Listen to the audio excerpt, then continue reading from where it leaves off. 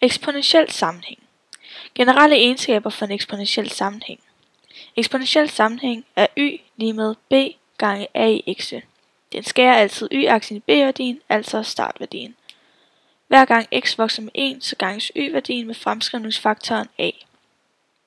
Hvis man har to punkter, x1 og y1, og x2 og y2, kan man finde den eksponentielle sammenhæng gennem disse to punkter ved hjælp af formlerne.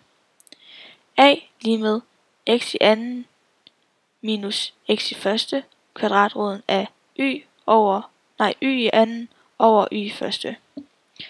B er lige med enten y i anden over a i anden i x'e, eller y i første over a i første i x'e. Vi tager lige et eksempel. Vi tager tallene 3 og 4 og 5 og 8 og sætter dem ind på x1 og y1's plads og x2 og y2's plads. Det vil sige, at det kommer til at lyde sådan her. A er lige med 5 minus 3, kvadratroden af 8 over 4, lige med 2, kvadratroden af 2.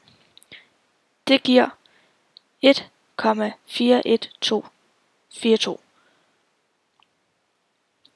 B er lige med 4 over 1,4142 i tredje, hvilket giver 1,4142.